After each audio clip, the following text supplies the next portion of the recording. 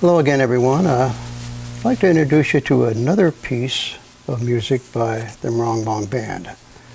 The name of this one is The General Star.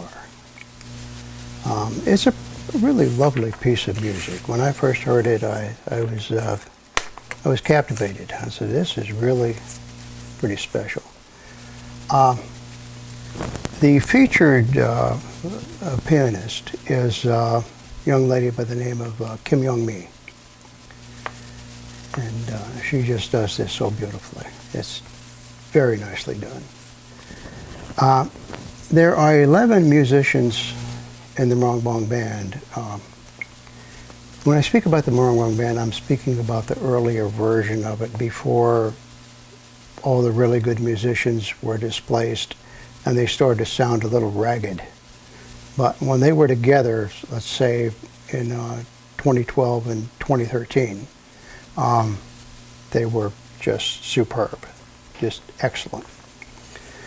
And I'll probably do another video on that at some point.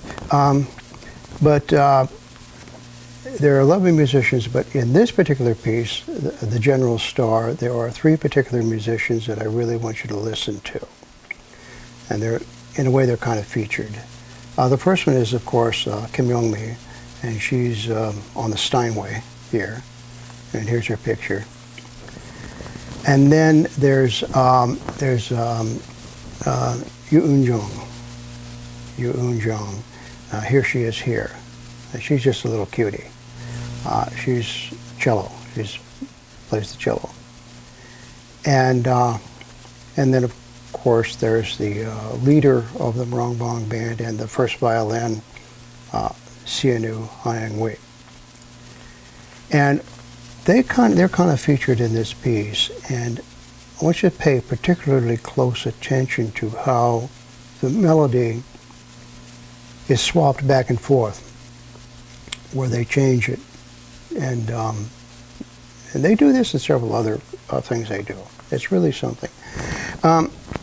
It's very cleverly done, like all really good music coming out of North Korea, and I mentioned this in a previous video, is that my term for it, my name for it, is it's music in the vernacular. In other words, the music that the common person can understand, that's really not educated, is not a musicologist. So they do a simple melody, and you listen to it once, you can pick it out on the piano. It's not a problem. It stays in your mind. But then they'll take that little simple melody and they'll make it really complex by how they perform it, how they interpret it. And so you get all these layers, you get all that depth. And that's what we have here. So when you listen to this, the way you go about listening to it, I've listened to it a lot of times. And the way you go about listening to it is like you do with any good piece of classical music. You listen to one instrument at a time and then you put them together. So for this instance, you'd listen to Kim Young-mi piano and you just follow that through. Then you go back and you listen to how Yoo Eun-jung brings in the cello and how they swap it back and forth. And then you go back again and listen to Sianu Hyang-wee, how she brings in the violin at just the right time, and how they meld it all together, and then you go back and listen to how the other musicians come in at particular times. The Moranbong Band, and this kind of illustrates it a little bit, that the Moranbong Band is basically a string quartet grafted onto the front of a rock and roll band. So you get both. You get that typical, it's not exactly rock and roll, but it has everything there for it. You've got the drums, the guitars, the keyboards, the wind instruments, saxophone, clarinet, whatever. And then in front you've got the strings, you know, first violin, second violin, viola, and cello, and the piano. So you get this whole mix, and it's really, on paper it's probably not supposed to work, but North Koreans really make it work very well. I don't think it's ever been done in the history of music. I'm not aware of it. Maybe at some point on a small scale, but nothing like this, and nothing is done so perfectly as done by the Moranbong Band. So when you listen to this, you listen how they come in, they complement each other. Listen to that conversation between those three instruments I told you about. Listen to how they exchange the melody back and forth, how they talk to each other. And that's really where you get the big reward in listening to this piece. So I'll tell you what the song is all about after it's played out.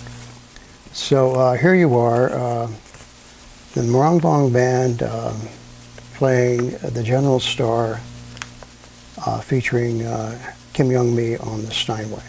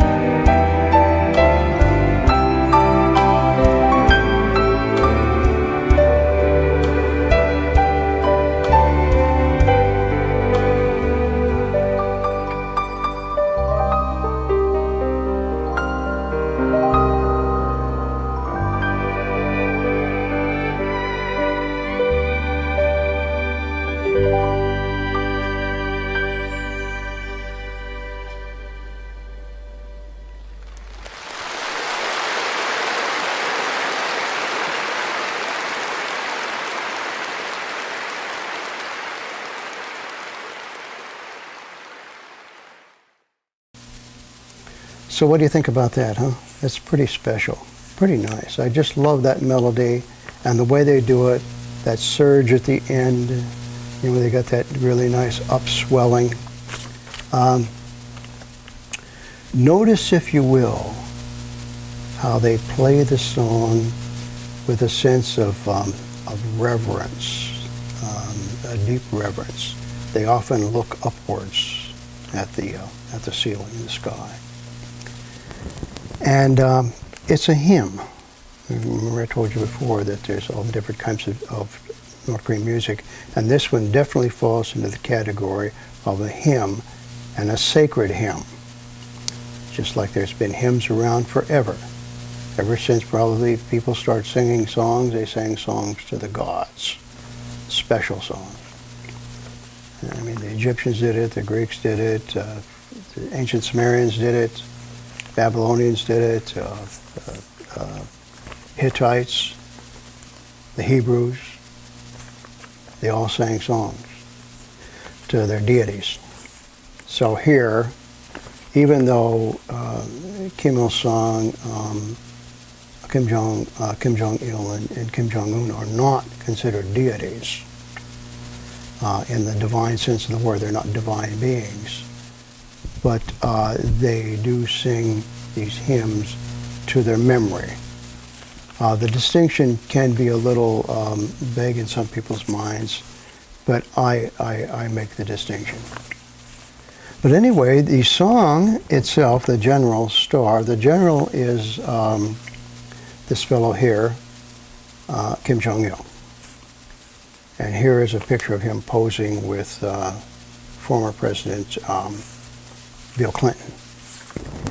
And then we have I've got my papers mixed up here.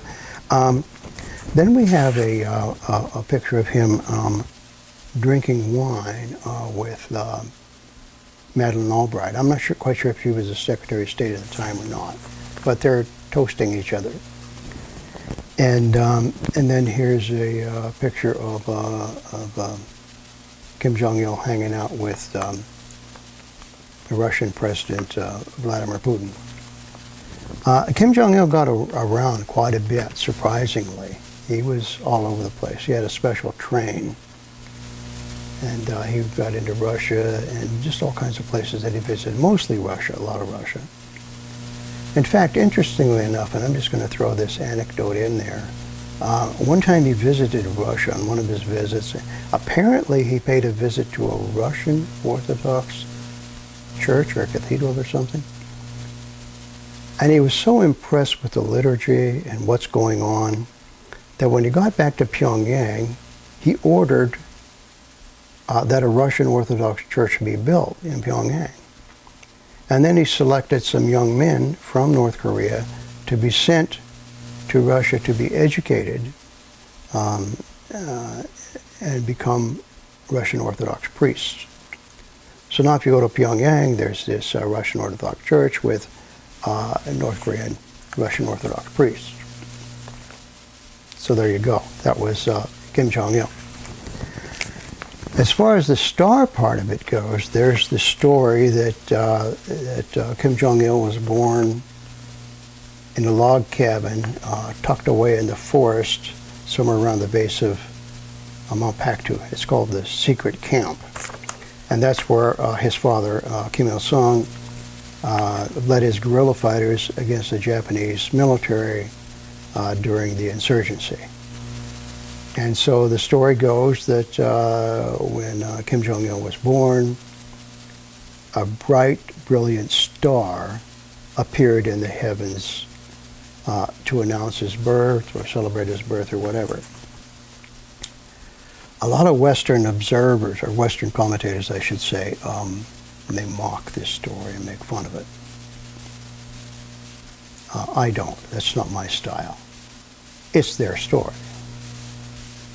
They can choose to believe whatever they wish to believe. It's really none of my business, as long as their belief system isn't harming other people, like some belief systems in this world do.